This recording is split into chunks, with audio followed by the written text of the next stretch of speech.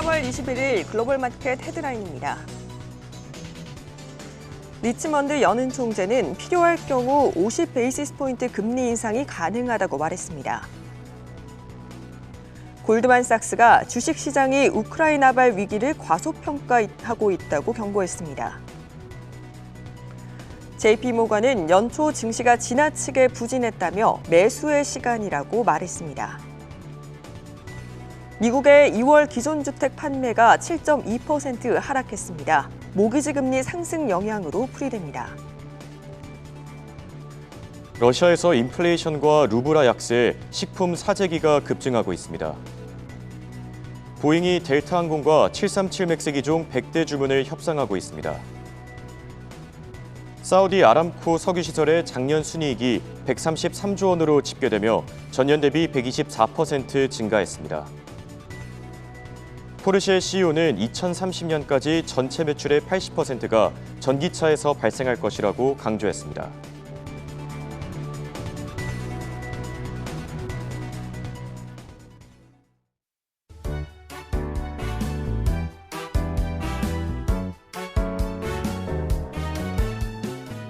여러분 안녕하십니까? 굿모닝 한경글로벌 마켓의 이가은입니다. 안녕하십니까? 홍성진입니다.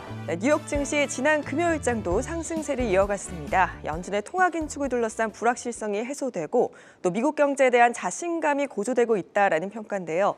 지정학적 리스크는 여전하지만 급등하던 국제유가가 다소 안정세 찾은 점도 증시에 긍정적으로 작용을 했습니다. 이번 주에는 파월 의장을 비롯해서 연준 의원들의 발언이 대거 예정돼 있는데요. 이번 주장 어떻게 준비해보면 좋을까요? 굿모닝 한경글로벌 마켓 지금 바로 시작합니다.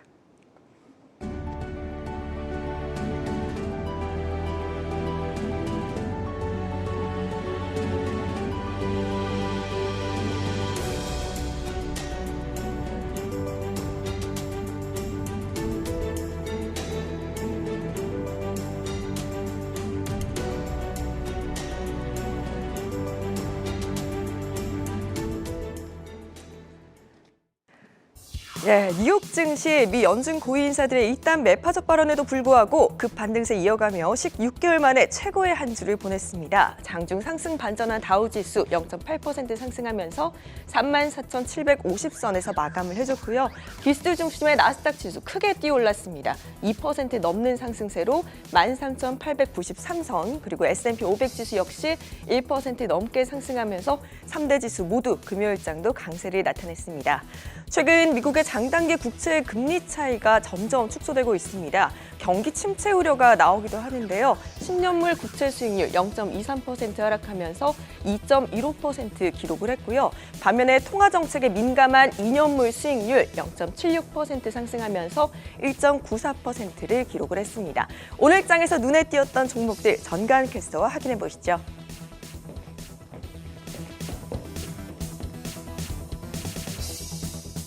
지난 금요일 특징주 마감 시황 살펴보겠습니다.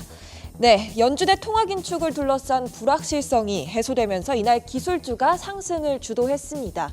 먼저 아마존, 20대 1 분할을 두고 있는 아마존은 우선 3,000달러 선을 넘어 3,225달러 선까지 올라서 마감했습니다.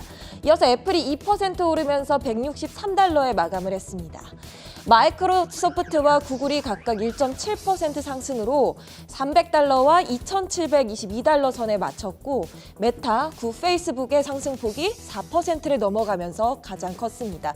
페이스북의 현재 주가는 4% 올라서 216달러 선에 마감했습니다. 한편 모간 스탠리가 투자 의견을 비중 확대로 제시한 테슬라입니다. 재확인하면서 주가가 올랐습니다. 특히 일론 머스크는 마스터 플랜 파트 3 작업 중이라며 트윗을 올렸는데, 이에 더해 모건 스탠리는 파트 3란 대량 산업화를 의미하는 것이라며 각 시장들을 연결하는 과정일 것이라고 평가했습니다. 이날 장에서 테슬라는 3.88% 올라서 900달러를 넘어가면서 장을 마쳤습니다. 이번 주 월요일부터 목요일까지 열리는 GTC 컨퍼런스를 개최하는 엔비디아도 살펴보시죠. 네, 잠재적인 촉매가 되어서 더 큰 반등 기회가 올 수 있을지 주목해 보시면 좋겠는데요. 금요일장에서는 6.8% 올라서 264달러 선에 마감을 했습니다. 그렇다면 이어서 개별 특징주 마감 상황도 살펴보겠습니다. 우선 게임스톱은 홀리데이 기간에 부진했던 실적을 투자자들이 소화해내면서 상승했습니다.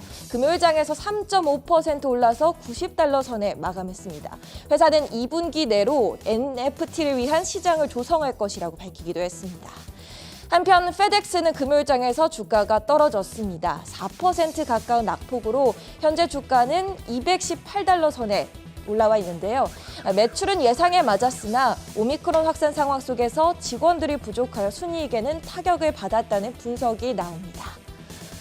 이어서 모더나는 18세 이상을 대상으로 하는 두 번째 코로나 부스터샷에 대해 FDA에 승인을 요청했습니다. 이날 장에서 6% 강하게 올라주면서 $178 선에 마감을 했고요. 한편 화이자와 바이온테크는 지난주에 65세 이상을 위한 코로나19 부스터샷 승인을 요청한 바 있습니다. 로이터가 입수한 제보에 따르면 델타 항공이 보잉 737 맥스 제트 기종을 100대 주문할지 고려하고 있습니다. 이는 보잉의 대형 호재가 되어주고 있는데요. 이날 상승폭은 그다지 크진 않았지만 1.39% 올라서 $192 선에 마감한 보잉입니다. 일전에 솔라이즈 테크놀로지 200만 주 공모를 예고했는데 금요일 당일 가격은 $295로 전일 마감가인 $314보다는 낮게 시작했습니다.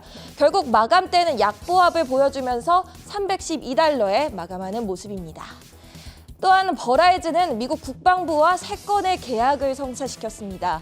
$9억 6,650만 달러 규모로 네트워크 인프라 시설을 확충하고 서비스를 제공하는 등의 내용입니다. 다만 이날장에서 버라이즌은 3% 가까운 낙폭 보여주면서 $50 선에 마감을 했고요. 다우지수 편입 종목 가운데 가장 큰 하락세를 보여줬습니다. 연준의 통화긴축 불안감이 해소되자 오른 기술주와 함께 세일즈포스 또한 금요일장에서 상승했습니다. 3.99%, 4% 가까운 상승 보여주면서 주가는 $218 선입니다. 또한 이날 S&P 500 섹터 중 유틸리티주만 유일하게 하락했고 에너지 섹터는 소폭 상승은 했으나 다른 섹터들보다는 부진했습니다. 옥시덴탈 페트롤리움은 이날장에서 3% 가까운 낙폭 보여주면서 $56.24에 마감을 했습니다. 도어대시는 고유가 환경에 적극적으로 대응을 하고 있습니다. 회사가 직원들의 부담을 일부 끌어안고 있는데요. 회사를 통해 직원들이 가스 비용의 10%를 캐시백 받을 수 있고 가장 많이 운전한 직원들은 보너스를 얻을 수 있도록 지원한다고 밝혔습니다. 한편 비슷한 우버와 리프트는 배달일을 올리는 방식으로 사용자에게 그 부담을 전가하면서 대응하는 모습입니다. 금요일장에서 이 소식 전해지면서 도어대시가 11% 올라주면서 $107에 마감했고 우버는 1.5% 정도의 상승폭 보여주면서 $33 선에 장을 마쳤습니다. 그렇다면 지금까지 마감 시황 살펴봤고 원자재 시황으로 넘어가 보겠습니다.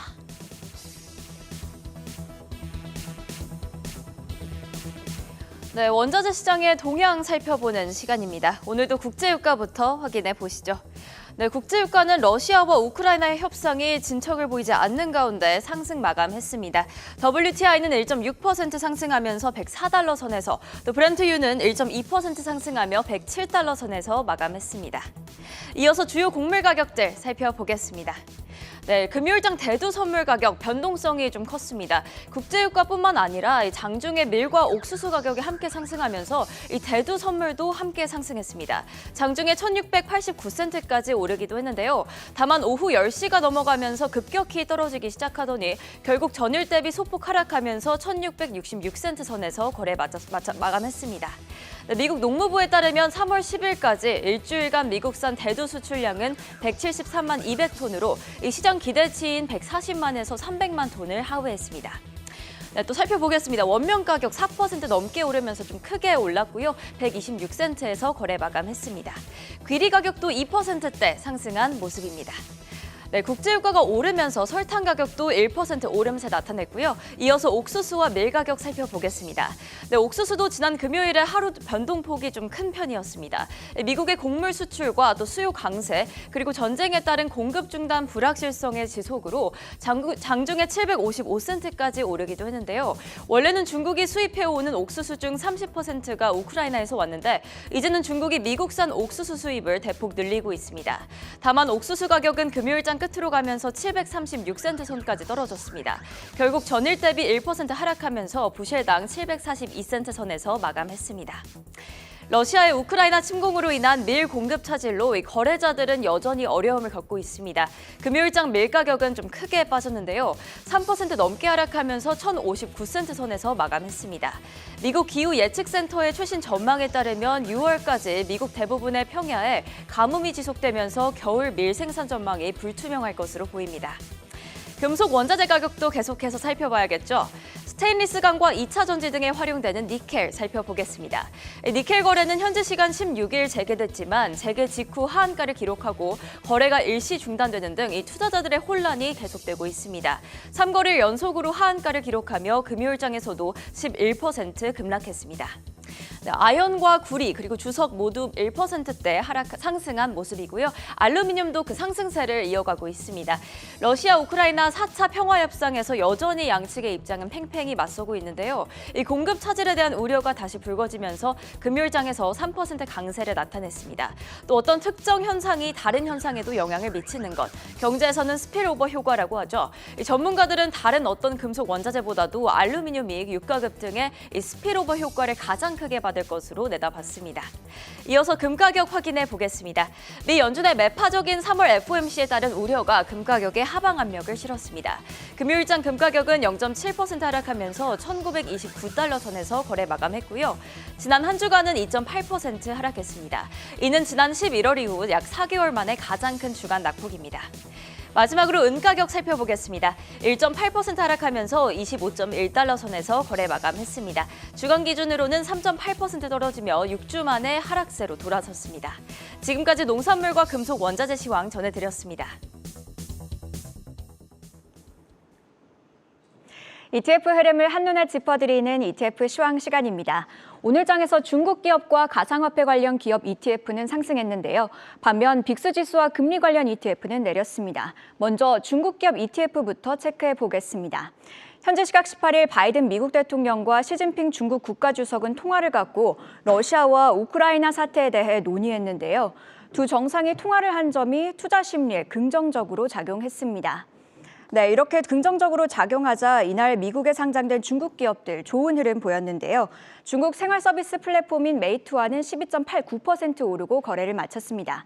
이외에도 알리바바는 7.90%, 징둥닷컴은 5.15%, 텐센트는 6.77% 상승했습니다. 이렇게 미국에 상장된 중국 기업들이 오르자 관련 ETF도 우상향 곡선 그렸는데요. 한번 살펴보시겠습니다. 티커명 KWEB인 크레인셔스 CSI 차이나 인터넷 ETF 살펴보겠습니다. 크레인셔스에서 운용하고 있는데요. 8.46% 올랐습니다. 이번에는 가상화폐 관련 기업 ETF 확인해 보겠습니다. 비트코인은 최근 나스닥과 비슷한 흐름 보였습니다. 지난주 금요일장에서 비트코인은 41,000달러 선 위로 올라온 바 있는데요. 장중 한때 42,000달러 선을 회복하기도 했습니다.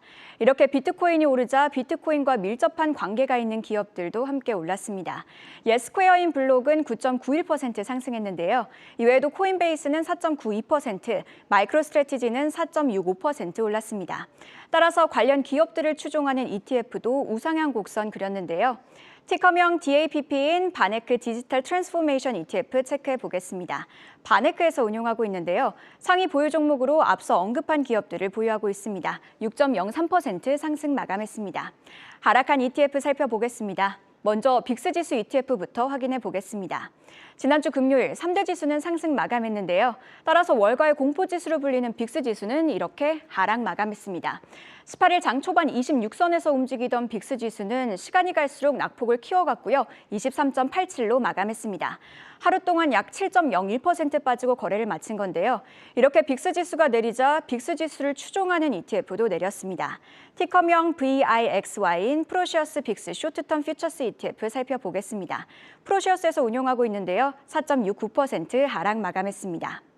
다음으로 금리 관련 ETF 체크해 보겠습니다. 국채금리는 지난주 금요일 전반적으로 하락한 모습입니다. 네, 벤치마크죠. 10년물 국채금리는 6베이시스 포인트 하락해 2.14포인트로 마감했는데요. 20년물은 7베이시스 포인트 빠졌습니다. 이렇게 국채금리가 우하향 곡선 그리자 금리 관련 ETF는 내렸는데요. 관련해서 티커명 PFIX, PFIX인 Simplify Interest Rate Hedge ETF 살펴보겠습니다. 심플리파이에서 운용하고 있는데요. 해당 ETF는 미 국채와 물가 연동채권을 보유하고 있습니다. 20년물 국채금리의 매도 포지션을 비슷한 것과 같이 설계가 됐습니다. 18일장에서 국채 수익률이 내리고 국채 가격이 오르자 PFIX는 하락한 건데요. 금요일장에서 4.21% 빠지고 거래를 마쳤습니다. 지금까지 ETF 시황이었습니다.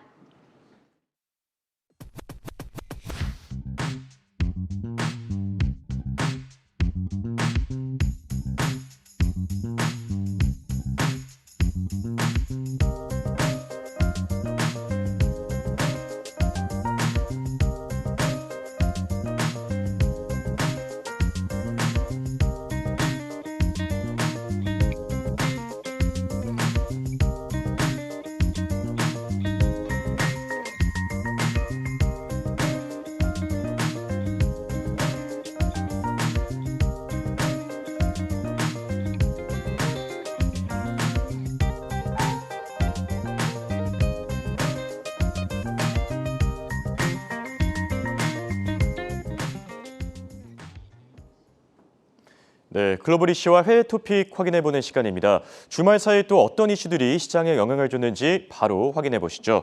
먼저 CNBC 헤드라인부터 살펴보겠습니다. 연준 위원들의 발언이 올라와 있는데 세인트루이스 연은 총재는 미국 연준이 올해 금리를 3%까지 인상할 필요가 있다고 밝혔고 리치먼드 연은 총재는 인플레이션 완화를 위해 50베이시스 포인트 금리 인상을 검토하고 있다고 밝혔습니다. 다소 매파적인 발언이 이어졌다라고 볼 수 있겠고 마지막으로 미국의 2월 기존 주택 판매 건수가 전월 대비 7.2% 하락하면서 예상치를 하회했는데요. 자, 연준의 이제 FOMC 회의가 끝난 이후에 지금 위원들의 발언이 이어지고 있습니다. 어떤 발언이 또 나왔습니까? 네, 제임스 블러드 세인트루이스 연은 총재가 이 연준이 올해 금리를 3%까지 인상해야 한다라고 주장했습니다. 이번 25베이시스 포인트의 금리 인상을 두고 대다수가 찬성한 것과는 달리 홀로 50베이시스 포인트의 금리 인상을 지지했던 것의 연장선상으로 보이고 있습니다. 블러드 총재는 연준이 인플레이션에 적극적으로 대응한다는 것을 대중에게 확인시켜줘야 한다.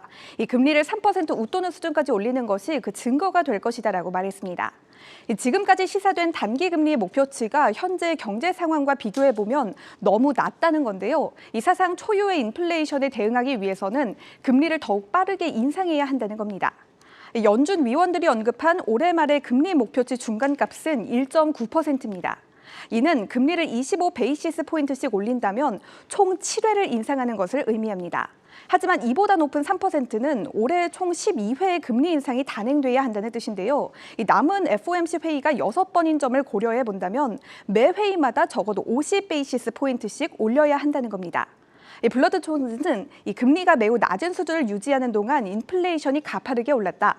우리의 무의식 속에 통화 정책이 완화적으로 바뀌었다라고 설명했습니다. 따라서 단기 실질 금리가 더 낮아져 버렸다라고 지적했습니다. 또 인플레이션이 잦아들지 않는다면 사회에서 가장 낮은 계층에 있는 사람들에게 큰 피해를 줄 것이다라고 강조하기도 했습니다. 네, 인플레이션을 잡기 위해서는 기준금리를 3% 수준까지 올려야 된다라는 발언 살펴봤고요. 이어서 월스트리트저널 헤드라인 확인해 보겠습니다. 네, 이번에는 기업 이슈와 또 증시 전망이 올라와 있습니다. 스테이블 코인 발행사로 알려져 있죠. 서클이 미국 금리 인상의 수혜주로 주목을 받으면서 최근 밸류에이션이 2배 가까이 급등했고 또 JP모간은 미국 증시의 조정 기간이 끝났다면서 저점 매수 기회가 찾아왔다고 전했습니다. 마지막으로 오펜하이머가 미국 증시의 상승 여력이 충분해 보인다면서 강한 랠리가 예상된다 그랬는데 증시 전망은 좀 긍정적인 것 같습니다. 돌아와서 서클, 이 금리 인상과 이 스테이블 코인 발행사 어떤 상관관계가 있습니까? 네, 연준의 금리 인상에 대한 입장이 확실시되면서 가상화폐가 다시 한번 주목을 받고 있습니다. 일시적인 움직임인지 지속 가능한 상승세인지에 대해서는 의견이 분분하지만 오랫동안 박스권에 갇혀있던 가상화폐가 오르고 있는 것은 분명한 사실입니다. 이러한 흐름 속에서 가상화폐 스타트업인 서클의 밸류에이션이 지난 7개월 사이 2배나 증가한 것으로 드러났습니다. 스테이블 코인 USDC의 발행사인 서클은 지난해 7월 기업 인수 목적 회사, 즉 스펙인 콩코드 에퀴지션과 손을 잡고 상장하겠다고 밝힌 바가 있습니다. 당시 서클의 밸류에이션은 45억 달러였습니다. 그런데 올해 2월에는 이 밸류에이션이 90억 달러까지 크게 뛰었습니다. 그 이유는 연준의 금리 인상에 대한 기대감에 그리고 실제로 금리 인상이 단행되면서 이 서클의 향후 2년간의 기대 수익이 늘었기 때문입니다. 스테이블 코인의 발행사인 서클은 달러화와 패그되어 있습니다. 쉽게 말해서 고객이 달러로 돈을 입금하면 그에 상응하는 액수의 USD 코인이 발행됩니다. 고객이 지급한 달러는 현금성 자산과 단기 국채에 투자돼서 USD 코인의 환전 가능성을 보장하게 됩니다. 현재 유통 중인 USD 코인의 규모가 약 530억 달러라는 점을 고려한다면 이 서클이 관리하는 지급준비금 포트폴리오는 중소형 은행에 맞먹는 규모입니다.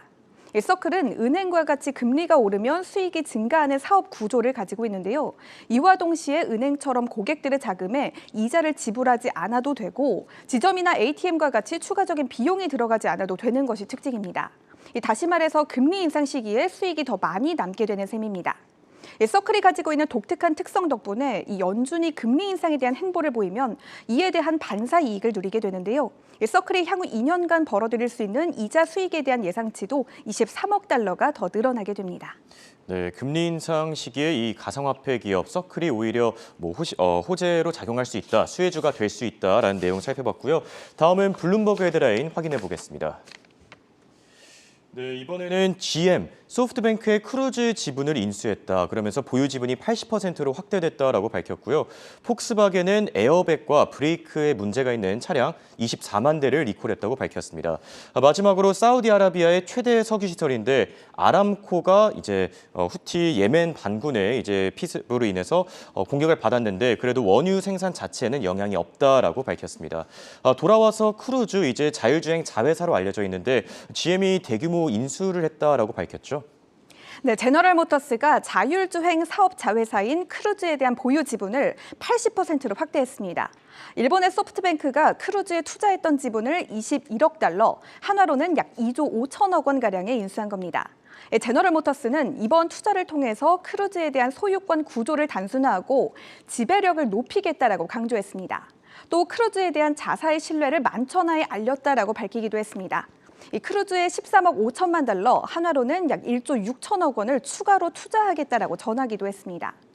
이번 행보를 통해서 제너럴 모터스는 크루즈의 기업 공개를 늦추고 자율주행차에 대한 지배구조 강화에 나선 것으로 보이고 있습니다. 또 제너럴 모터스는 크루즈를 통해서 자율주행차의 상용 서비스를 추진 중이기도 합니다. 실제로 지난 2월 미국 캘리포니아주의 규제 당국은 안전 확보 등의 조건을 지켜줄 것을 전제로 이 크루즈의 자율주행 승객 서비스를 허가하기도 했습니다. 또 제너럴 모터스는 연방정부의 자율주행차에 대한 규제 완화를 꾸준히 요청해 왔습니다. 따라서 최근 도로교통안전국인 NHTSA는 운전대와 페달 등 수동 제어 장치가 없는 자율주행차 생산이 가능하도록 관련 규정을 정비한 바가 있습니다. 네, 제너럴 모터스의 크루즈 인수 소식 자세하게 살펴봤고요. 마지막으로 밸런스의 헤드라인 확인해 보겠습니다. 네, 이번에는 기업 이슈 좀 오랜만에 보는 기업이네요. 게임스톱이 올라와 있고 또 러시아 소식들이 있습니다. 게임스톱이 이제 실적을 발표했는데 EPS 주당 순이익이 예상치를 대폭 하회했고요. 그러면서 밈 주식 변동성이 심해지고 있다라는 평가도 나오고 있습니다.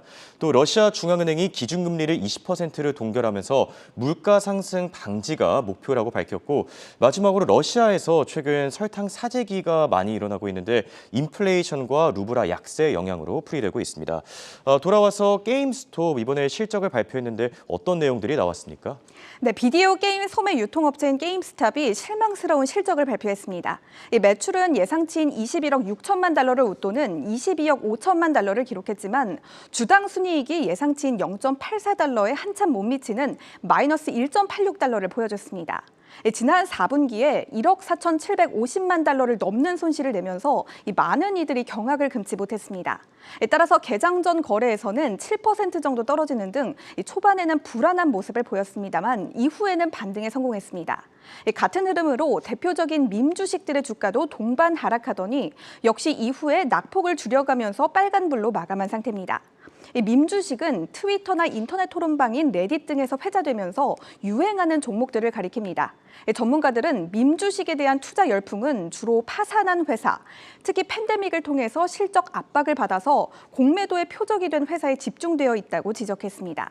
이 투자자들의 관심이 집중된 밈 주식으로는 영화관 체인인 AMC, 가정용품 소매업체인 베드베스앤비욘드, 이 소프트웨어와 핸드셋 제조업체인 블랙베리, 핀란드 통신기업인 노키아, 그리고 우주항공회사인 버진 갤럭틱 등이 지목됐습니다.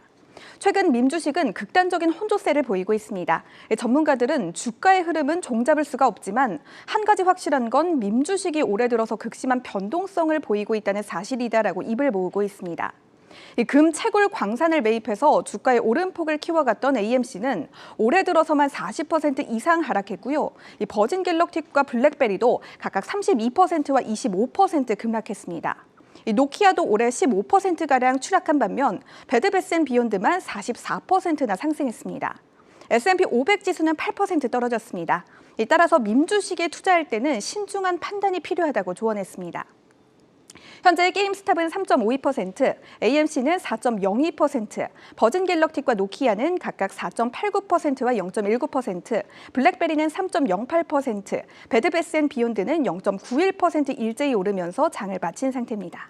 네, 확실히 이 밈 주식들에 대한 이 변동성이 많이 확대되는 것 같은데 투자하실 때 유의하시면 좋을 것 같고요. 지금까지 최보아 캐스터와 함께했습니다. 고생하셨습니다. 굿모닝 한경글로벌 마켓은 7시 30분까지 계속됩니다.